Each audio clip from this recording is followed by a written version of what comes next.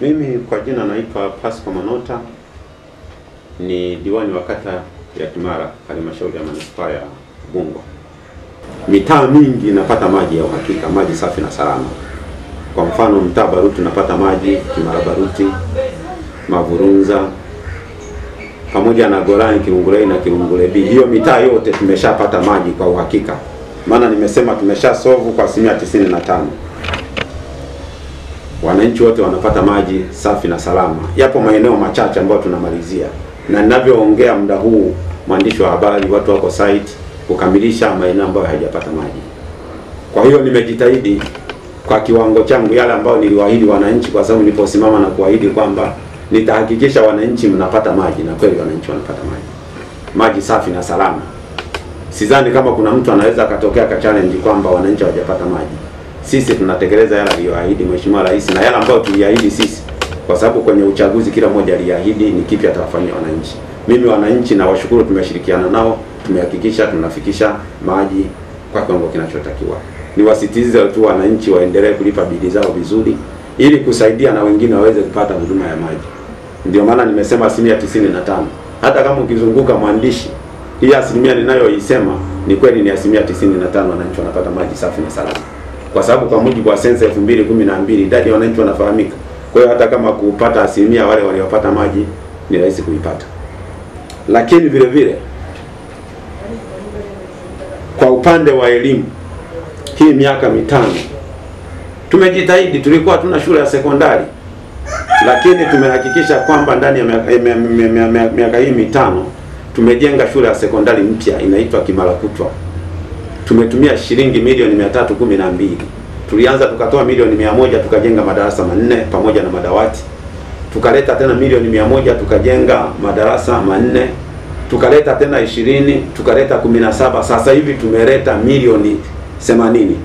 Kwa mujibu wa agizo la Mheshimiwa Jafo, alisema mpaka tarehe 30 mwezi wa 3 madarasa yao yameshakamilika, na kweli sisi mpaka tarehe 28 mwezi wa 3 tulikuwa tumeshakamilisha madarasa matatu kwa ajili ya watoto, na tumenunua madawati 160.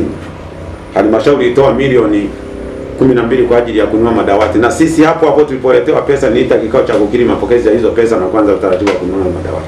Hiyo ni kwa upande wa elimu.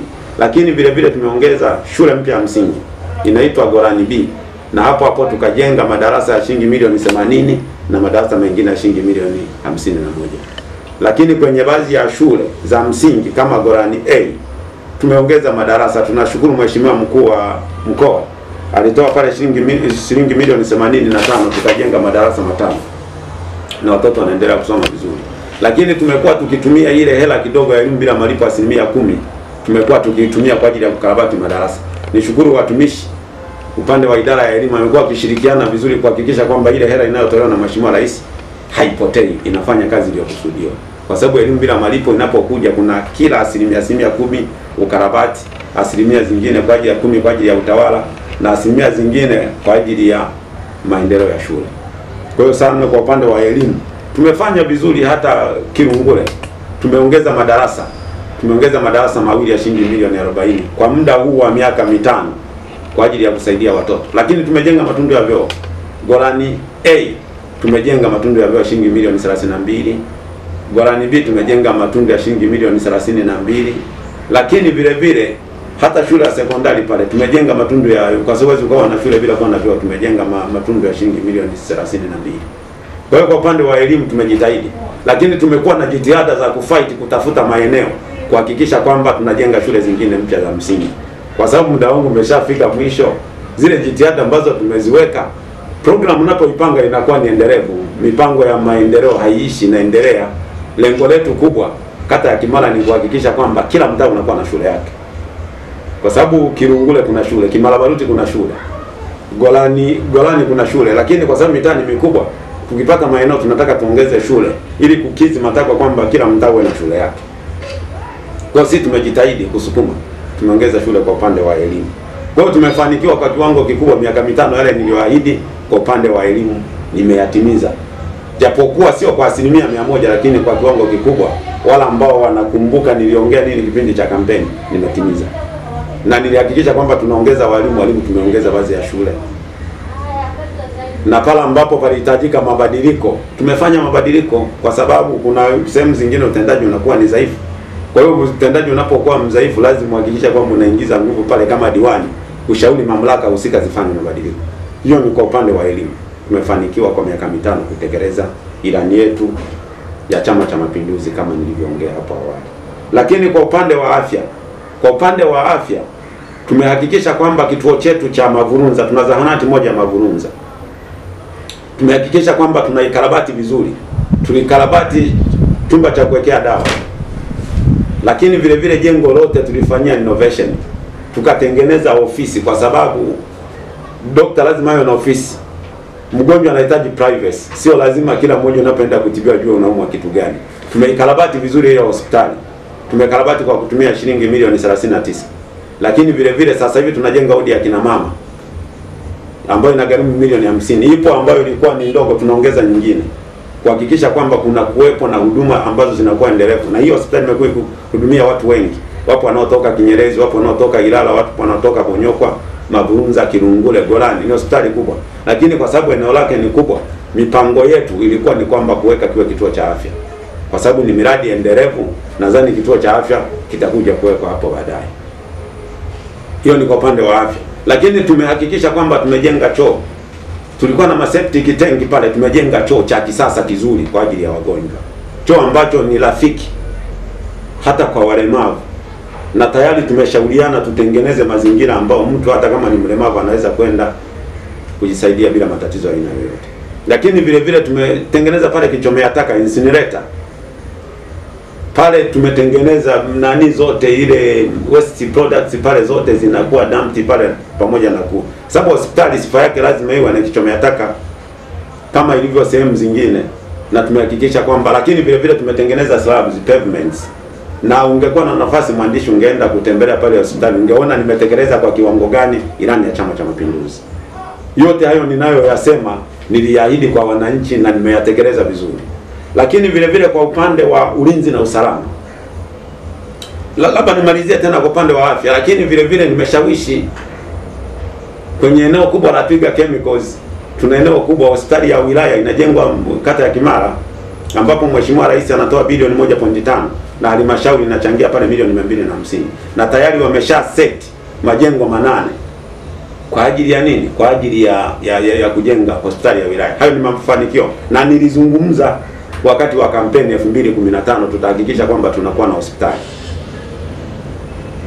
Nadhani hilo linaeleweka vizuri. Lakini kwa upande wa ulinzi na usalama, haya yote hayawezi kufanyika pasipokuwa na ulinzi mzuri wa usalama. Nimehakikisha kwamba nashirikiana na jeshi la polisi kuanzisha vikundi vya ulinzi shirikishi. Hapa ninapoongea kila mtaa una kikosi cha ulinzi shirikishi. Na bei ya wananchi iko live ni shilingi 1000. Mwananchi anachangia shilingi 1000. Ipo mitaa mingine wanachangia mpaka milioni 6, milioni 3. Kwa hiyo wale walinzi imekuwa kama ni ajira. Kwa hiyo hata ile rate ya uharibifu japokuwa haiwezi kuondoka sana, lakini kwa kata ya Kimara imepungua. Ukienda Mavurunza, ukienda Kirungule, walinzi shirikishi wapo. Niliahidi nitahakikisha na imarisha usalama wa wananchi, kwa sababu miradi ya maendeleo haiwezi kufanyika pasipo kuwa na usalama. Na mimi nishukuru jeshi la polisi Gogoni, kuanzia afande Lutumo, Jengela na wengine walioko pale, watumishi wake, na washukuru sana, tumekuwa tukishirikiana nao vizuri. Wengine nikishukuru jeshi la polisi wananuna, waendelee kununa. Lakini ni muhimu sana, usalama wa raia ni mzuri sana.